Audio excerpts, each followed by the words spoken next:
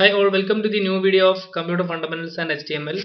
In this video, we are going to discuss flowchart. In the previous video, we had a discussion about algorithms characteristics, then algorithm steps to write. Then now we are going to discuss flowcharts. We know that algorithm is a step-by-step method to solve problem. In the case of flowchart, you can define flowchart as it is the pictorial representation to solve a problem. It is the pictorial representation to solve a problem.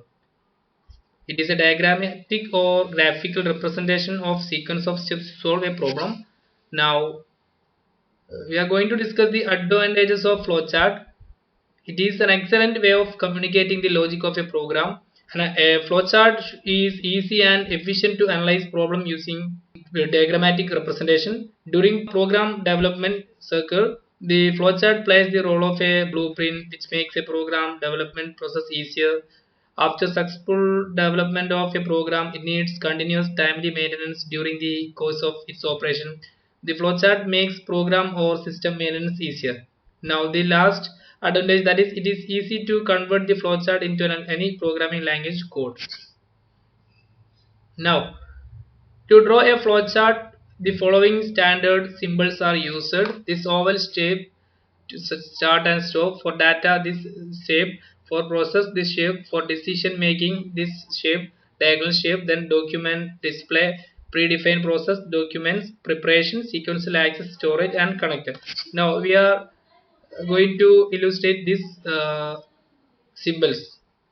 So first one, oval shape. Oval shape used to represent start and end of a flowchart. Second, parallelogram used for input and output operation. Then rectangle for processing. It's used for arithmetic operations and data manipulation. Then diamond symbol.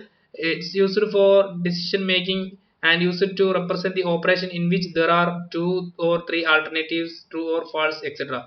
Then our next symbol, that is arrows. We have four arrows. Flow line used to indicate the flow of a logic, logic by connecting symbols. Now circle, it can be used to connect page. If your flowchart and in the last line of a page, then you need to specify to the next page or redirect it to next page. You can use this circle, that is page connector. Now off page connector, you can use this symbol. Then uh, for database, predefined process function used to represent a group of statements performing one processing task for this symbol. Then pre-process this one and comments last symbol.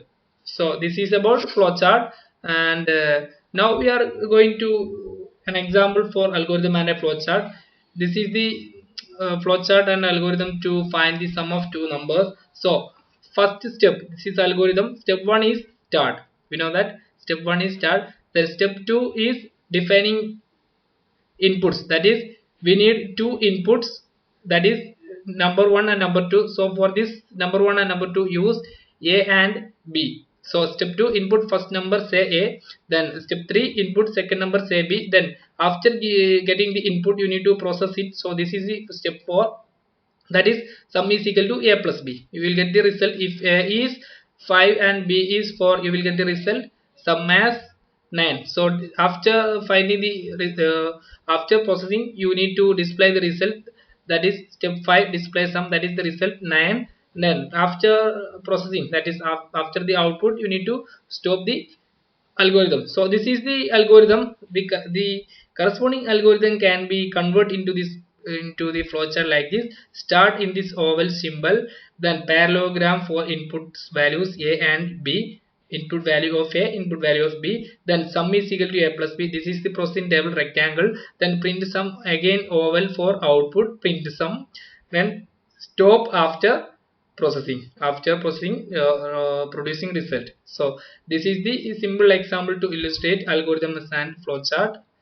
I hope you understand. In next video I will come with more examples for algorithms and flowchart. Thank you all.